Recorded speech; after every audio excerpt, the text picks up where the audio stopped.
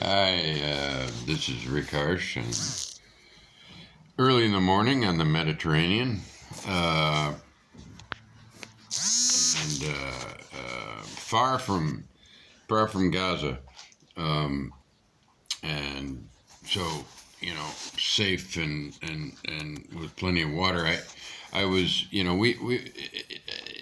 I'm probably talking mostly to people in the United States, and you have those toilets there that have, all kinds of water, and the water is almost up to the top, and they all flush just great and so on. But European toilets, they have a lot less water, and luckily we have a leak in our bathroom, and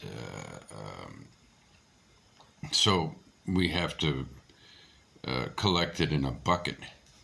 And so after using the toilet, we usually have to, put a bucket of water in to make sure that everything goes down.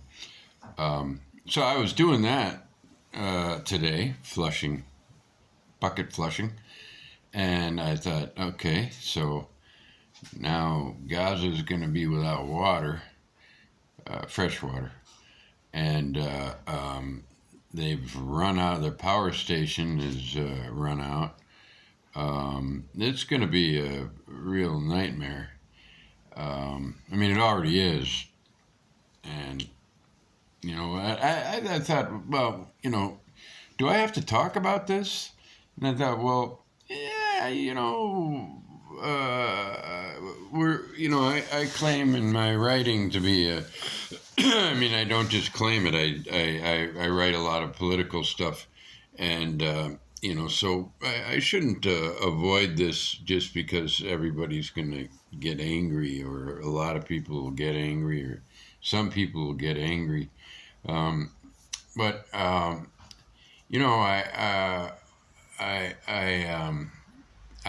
watch a lot of news on YouTube to catch up. I didn't even know this happened until Monday, and I found out because of Instagram posts.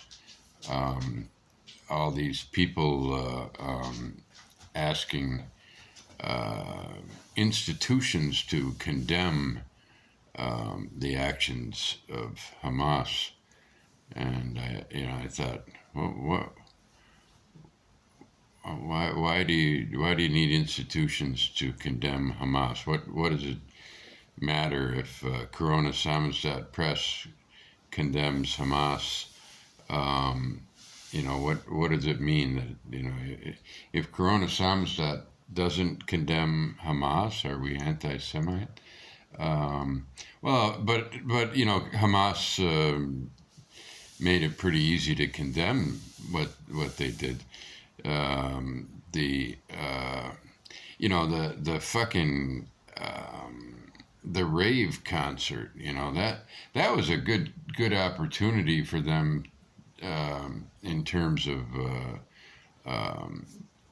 reaching out and talking to young people, because the irony about that, and it's just a very sad irony.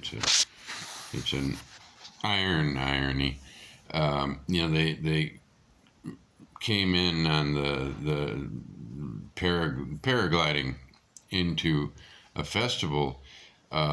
Strange place to have a festival, just on the other side of the fence from Gaza. But things are surreal in Palestine, Israel, whatever you want to call it. I don't know what to call it.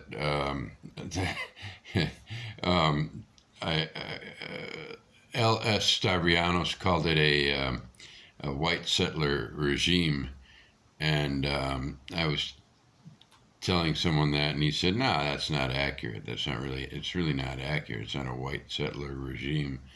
But who's before Hamas? Who was causing the most atrocities in the last few months?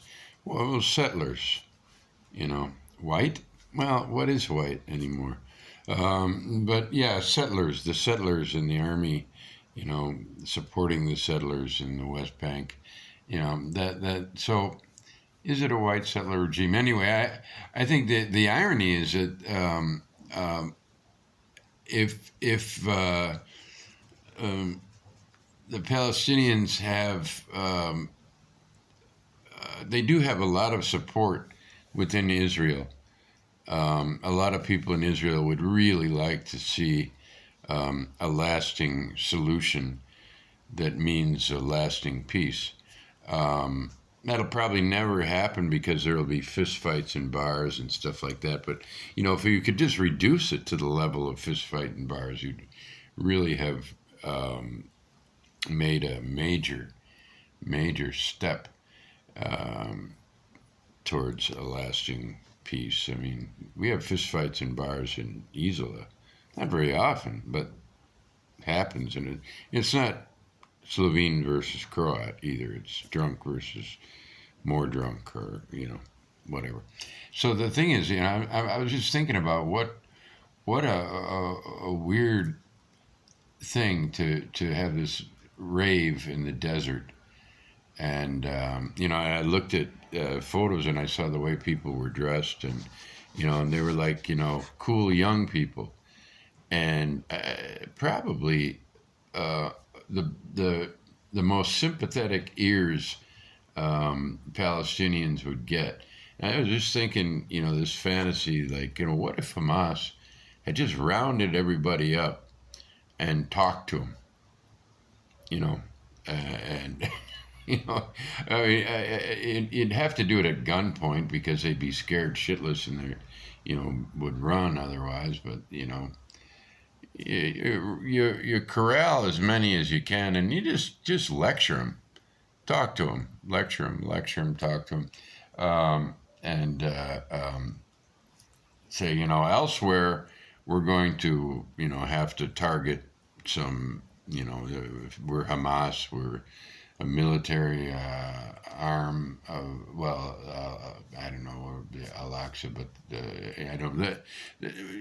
They're the leaders, so they're responsible for the military of Gaza, and so they have to, attack something, and they did it. They did. And that's the kind of action you can understand. Like I think it was in Sderot, they took over the police station or defense station. That's a military thing that you can understand. It was shocking, but on the right side of shocking. That. Not many sane people could condemn an incursion at this point of that kind. But now, today, Jesus Christ, now we're hearing that beheading dead babies in a kibbutz.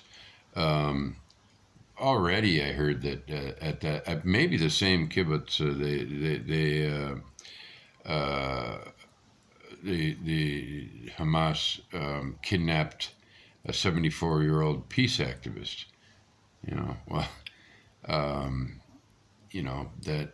That's just. I imagine it's chaotic and it's hard to be very picky, but.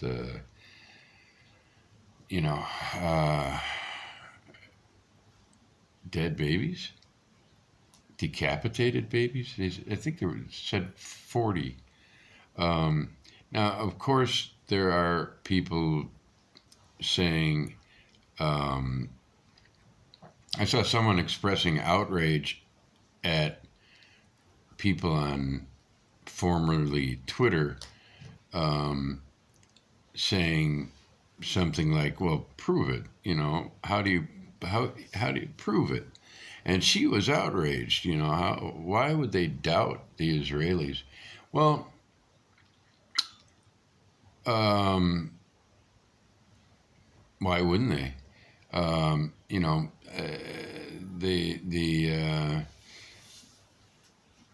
the dehumanization process has already started.